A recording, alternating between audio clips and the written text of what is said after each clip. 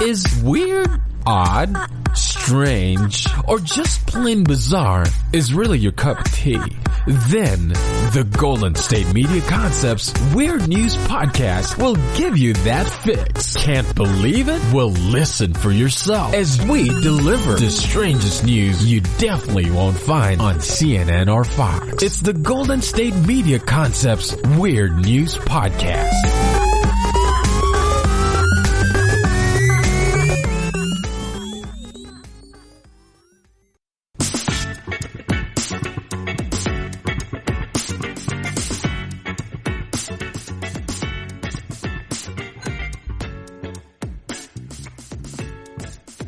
Hello and welcome to the GSMC Weird News Podcast, brought to you by the GSMC Podcast Network. I am your host, Sarah, and I am very happy to be with you on this Tuesday for another episode of Weird News. Our first story is not weird in maybe our usual sense of weird, but as I've said before, weird doesn't always have to be like, wow, that's really weird. It can be like, oh, that's really interesting. I didn't know that. Or, that's kind of quirky, or that's just something, why didn't I know that? We did an episode a while back on the origins of graham crackers, which that story actually was kind of weird. But this one I stumbled on, I don't even remember where. It just popped up somewhere one day. And it is the story of a Filipino woman by the name of Maria Osa. Maybe you have heard of her. Arosa. And maybe you've heard of her, maybe not. I did not know her story, but she actually invented banana ketchup, which to me is a little bit weird, but she did it with very good reasons in mind. When you think ketchup, you think probably you think tomato ketchup, depending on how you grew up. Maybe the first thing you think of is banana ketchup. But it is a staple for, and one that is very nostalgic to many Filipinos all over the world. Magdalo V. Francisco Sr. is credited with mass producing banana ketchup in 1942, which made it a fixture in Filipino households. To this day, it's used as a condiment that accompanies many popular dishes. And, I'm very annoyed that it's a man who's credited because, well, that always happens, right? Not always, but it often happens. You can even find some refined versions of banana ketchup. This is an article on a food website, a food blog, so that's why there's more focus on the food, but you can even find some refined versions of banana ketchup in modern Filipino cuisine. At Toyo Eatery in Manila, there is a banana ketchup using fermented bananas, banana peel vinegar, banana blossom, tomatoes, and spices. True to tradition, this is also served alongside some of the more popular dishes such as tortang talong, which is an eggplant omelet. But in order to really understand why banana ketchup is even a thing, you have to look to this woman, Maria Arosa. And as this chef who was mentioned earlier, Chef Navarra, says, growing up in Manila, we always knew the name of Maria Arosa as a pretty famous and busy street. After getting into food and learning about the history of banana ketchup, we stumbled on her story. So this woman, Maria Arosa, was a food chemist and an innovator, and she saw that the Philippines was heavily reliant on imports like tomatoes. At the same time, she understood and envisioned the vast potential of a great many products endemic to the island nation that, when used properly, could make the country more self-sufficient. She was passionate about a self-sustaining Philippines and made it her life's work to study native food and the use of fermentation and various preserving techniques to educate and uplift people in need. So that is very cool. I mean, that's very forward thinking. If it was mass produced in 1942, obviously this is before 1942. And that is very forward thinking, and I applaud her for that. So one day, she created a banana sauce with mashed bananas, vinegars, and spices. The brownish yellow color was not very appetizing, so a little red dye was added, turning it to what is today known as banana ketchup. But her story is far vaster than just this very interesting, mind you, invention. She moved to the United States at the age of 23. Some accounts say she was a stowaway. She was a government-sponsored scholar at the University of Washington in Seattle. There she earned a bachelor's degree and master's degree in pharmaceutical chemistry, as well as one in food chemistry. During her education, Maria spent her summer breaks working in the Alaska canneries. This is a woman who had a great sense of adventure, and I'm just impressed already by so many things. She had a vision of empowering the Filipino family, and so she launched Health, Heart, Head, and Hand 4-H clubs. Oh my gosh. Yes. Maybe that's why her name sounds vaguely familiar. And maybe you are thinking that name sounds familiar. She launched 4-H. Wow. This organization brought her and other educators into rural areas and barrios to teach women how to raise poultry and preserve food, as well as how to prepare and plan meals. By 1924, the organization had over 22,000 members. Part of her initiative was to introduce one of her inventions, the, Palayok oven, a clay oven intended for people who did not have access to electrical appliances. She used her background in food chemistry to run experiments in fermenting, dehydrating, and preserving native plants and animals. The innovations that emerged are said to still be used in laboratories today. Her ultimate goal was, again, to make the Philippines more self-sufficient and sustaining. So, obviously, she was very passionate. She was clearly very smart. She was active and worked hard to do what she saw was important.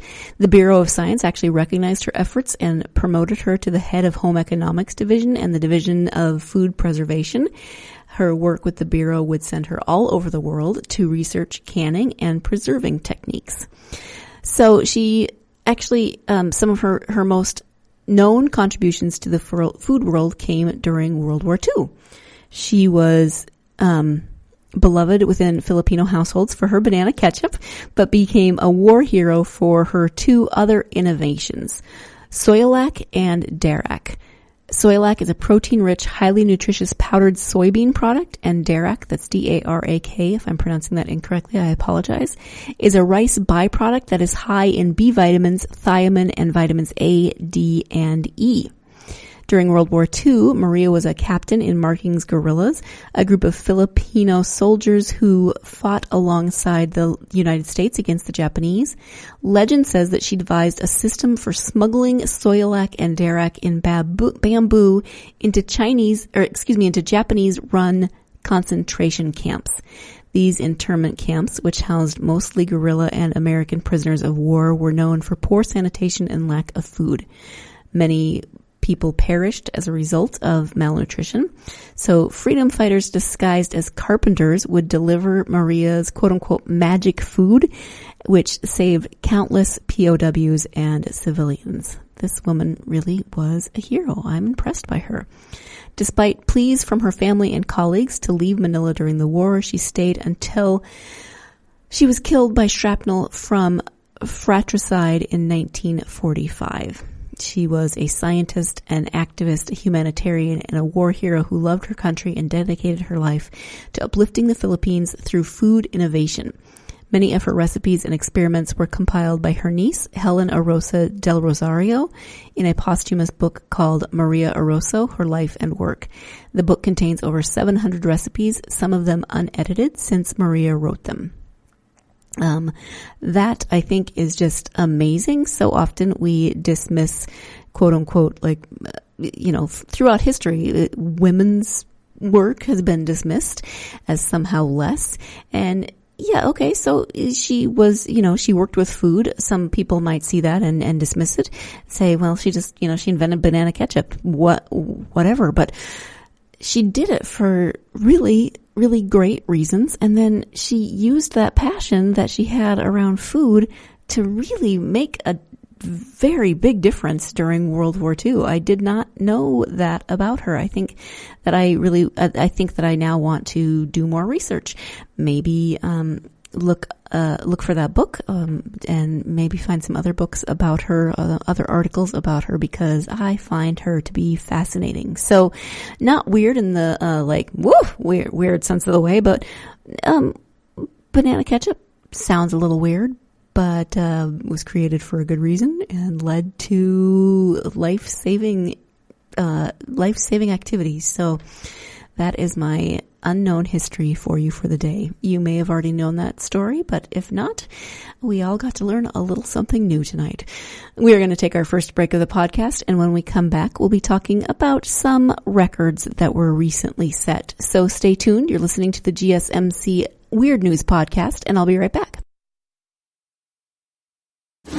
Check out the show built around the women of MMA. From the UFC to the extreme cage fighting, we got the fights covered. Listen. It's the Golden State Media Concepts Women's MMA Podcast. The latest news of upcoming fights, discussions of previous matches. Join us as we talk to and about the biggest names in women's mixed martial arts. Past, present, and future.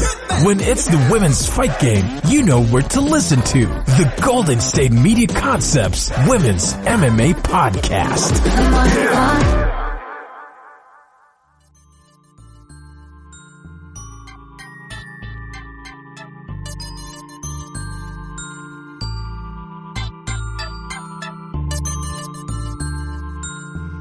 Welcome back to the GSMC Weird News Podcast. Before the break, we were talking about some unknown, especially to me, history, and I got to learn something new. For our next stories, we are back to the more, I don't know if you want to say traditional weird news kind of stories, but we are going to talk about, as I said before the break, records that have been broken. And if you are a listener of the podcast, then you know that I'm a little bit fascinated by Guinness World Records. My brother had a book on Guinness. Was it the Guinness Book of World Records, or was it a book about the Guinness Book? It doesn't matter. It got, he had it. I love to flip through it and read about all the different various awards and, or records. And I still find it fascinating what actually makes it into the Guinness Book of World Records. So it turns out that at a recent marathon in Toronto, this was a couple of weeks ago, 14 Guinness World Records were broken. 14 in just one marathon in Toronto. So what happened? Well, Guinness World Records announced that 14 records were broken at this Toronto Marathon, including records. Okay, speaking of bananas, there's a picture of a man dressed as a banana. So, hey, see, don't tell me that I never give you segues. Including records for running while dressed as fruit, a vegetable, a cartoon character, a cowboy, and a supervillain. Do you see why I am fascinated by these records? Who comes up with them? How do they even come about? I mean, let alone get broken. It's just amazing to me. The record-keeping organization said 22 participants in the 2019 Scotiabank Toronto Waterfront Marathon attempted world records during the race, and 14 of the attempts were dubbed successful by adjudicator Spencer Camerano. Oh, I feel bad for the 8 who did not make their goal.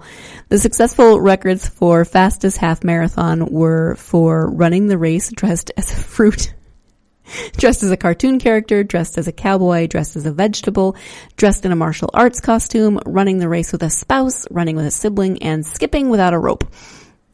The records for fastest full marathon were for running dressed as a supervillain, dressed as a tennis player, dressed in a full Quidditch uniform, good on you there, dressed as an Aztec, dressed in a baseball uniform, and dressed in a soccer uniform. Again, where did these records even, who was the first person that did this? I mean, you'd have to set the record at that point, right? Hey, I just ran a half marathon dressed as a fruit. My time is the fastest, right? Melvin Nayero, who achieved the record for fastest half marathon dressed as a fruit, said he was sponsored by Chiquita Bananas and his banana suit earned him free bananas for a year. How many do you get for free bananas for a year? Do you get like one a day? Do you get a bunch a week? Do you just get them when you call up the Chiquita people and say, can you send me some more bananas? I really don't know how many free bananas you would get in a year. I'm always fascinated by that. Free X, Y, and Z for a year. Anyway, that's my question for the day, which I don't have an answer for. Let's just move on from the running marathons as fruit. I mean, seriously, people who run half marathons, people who run marathons, I say good for you. That's amazing. That's awesome. Wow. I've never run a marathon, but I think the last thing that I would think of in terms of running a marathon would be running it as a banana or running it as one woman, the one who set the record for running as a cartoon character dressed as Princess Jasmine from Disney's Aladdin, which I don't know, makes some more sense than fruit. And, I guess I've seen people who run 5K in their tutus and, you get the zombie runs and all those things, but I don't think my first thought would be, there is a marathon, it's not themed, what am I going to dress up as? But maybe I lack an imagination. That is entirely possible. So let's talk about a few more records that have been set recently. And this one is in China, and it is something called, oh goodness, ERHU, Erhu? I apologize, I do not know how to pronounce that. 2024 Erhu players break Guinness record in China. And this was also a few weeks ago. It was the end of October was a good time for breaking records. A Chinese county achieved a Guinness World Record when it assembled 2024 Erhu players into a single ensemble. This county, which is in the Hebei province, gathered those 2024 people to play the traditional Chinese two-stringed bow instrument in a single mass performance. Oh, play as in instruments. I was thinking they were playing a game. Clearly, I don't know Chinese vocabulary. The ensemble performed songs, Guang Mingjing and Me and My Motherland. The performance beat the previous record of 1,490 Erhu players set in 2004. They didn't just beat it. They knocked that one. I was going to say they knocked it out of the water. They blew it out of the water, knocked it out of the park. I can get my colloquialisms correct, right? It turns out that the Erhu dates to the Tang dynasty, which was from 618 to 907. So this is an ancient instrument. And yep. And I mean, this one I can understand more. You know that there's been mass gatherings of people playing a certain instrument and you're like, we can do better than that. Let's see how many we can gather. And then you blow them away with 800 more people, almost 800 more people than they did in the first, or in the record that you beat. Let's move a little closer to home. We've done Canada, we've done China, and now we have an Idaho man who breaks 2 Guinness records hitting a tennis ball. Okay, 1 tennis ball, 2 Guinness World Records. That's impressive. This is more recent. This is from November 11th, and an Idaho man broke those 2 Guinness World Records for alternating hits of a tennis ball with a tennis racket. David Rush, who has more than 100 Guinness World Records titles, said he took inspiration from his tennis idol, Roger Federer, when he attempted the 30-second and 1-minute records for most alternating hits of a tennis ball with a tennis racket. Okay, what do they mean by alternating? Let's see if they explain that more. Rush, whose record attempts are aimed at promoting STEM education, good for you, said one of his tries was disqualified when the ball hit the rim of the racket, but on his second attempt, he was able to beat both records. Rush managed 92 hits in 30 seconds and 182 hits in 1 minute. So he almost perfectly doubled. Almost. He should have gotten 184 for that 1 minute, but I can't. I was terrible hand-eye coordination, so I would hit maybe 1 in 30 seconds. That is not going to win me a Guinness Book of World Records. I should look up and see what is in my wheelhouse that I could actually attempt attempt to achieve in the Guinness Book of World Records. I don't know. Would it be crocheting while podcasting? Would it be, I don't know. I have absolutely no idea. I could crochet while podcasting while wearing a banana suit. I wonder how long I'd have to do that. I wonder if I was the first person to do it. You know, you could set the bar low. I crocheted for a half an hour while doing a podcast while wearing a banana suit. And nobody else has done it. I submit this to the Guinness Book of World Records. How does that work? If you know how that works, let me know in the comments, because I have never ever, I don't remember if that was in the book my brother had when we were children. If it was, I didn't pay attention to that part. I just like to look at the different records and different categories, as apparently I still do as an adult. Let's go ahead and take our second break of the podcast. When we come back, as you see in the title of this episode, we'll be talking about animals doing stuff. You know, weird animal stories, one of my favorites. Stay tuned. You're listening to the GSMC Weird News Podcast, and I'll be right back. This is your ultimate stop for everything sports. The Golden State Media Concepts Sports Podcast. Should I say more? From the NFL, MLB, the NBA to MMA, it's all in here. The Golden State Media Concepts Sports Podcast. Listen now.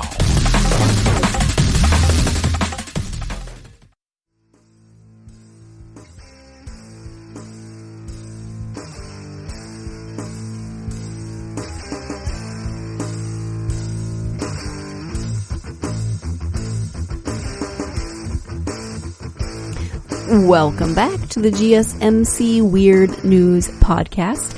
I don't know if I have spoken about it on this podcast, but I certainly have on other podcasts, especially the entertainment and social media news podcasts that I really like. I call it ogling of royal babies. I will pretty much always click on stories that involve pictures of Prince George, Princess Charlotte, Prince Louis, and Prince Archie. So this is kind of royal babies, but not exactly what you might think when you think royal babies. These involve puppies.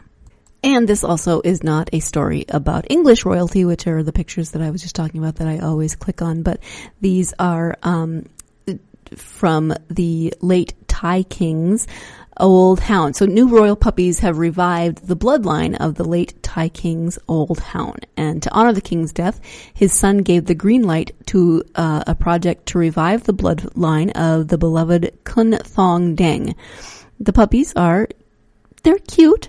They have that, they have that wrinkly face, and so 3 of them are brown. 2 of them are black and white with brown on their faces.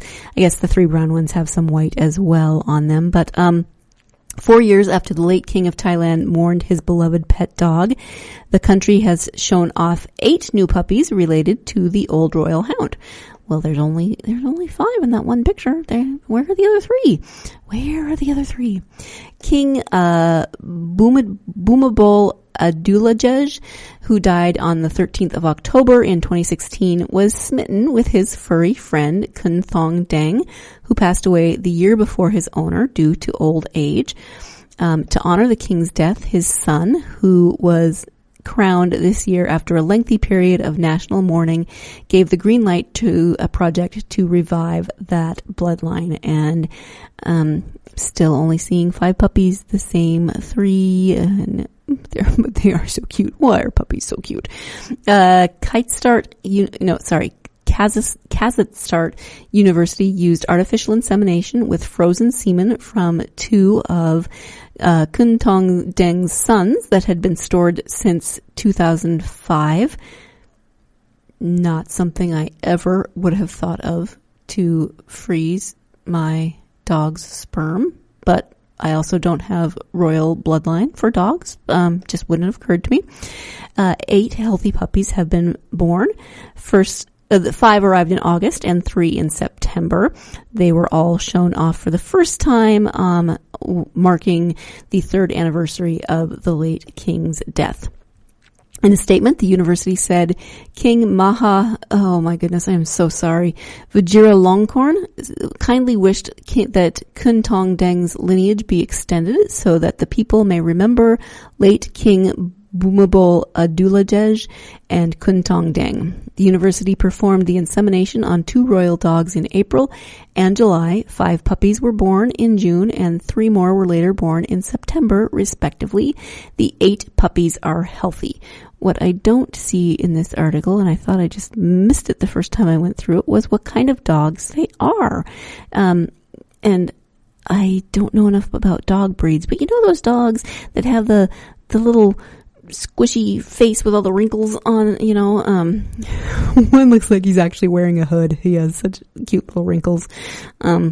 If you know what kind of dog I'm talking about, or if you know this story, please let me know, because I do not know enough about dogs. I know what kind I have, and that's all. I know a few others by sight, but I am not sure. I mean, it's a hound. It said that in the article. Anyway, so puppies reviving a bloodline. That's a very cool way to honor your late father. My father, A, is still alive, thank goodness, and B, did not have a royal bloodline or a pet of any kind, so I'll have to think of another way to honor him many years from now when he passes. I'm not letting him go anytime soon. More animals doing stuff. So a Kentucky zoo, employees from a Kentucky zoo had to round up some escaped emus.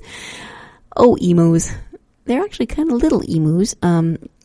I always think of emus as taller, but these are, not counting their head, just their body is about knee height to one of the employees I see in the video.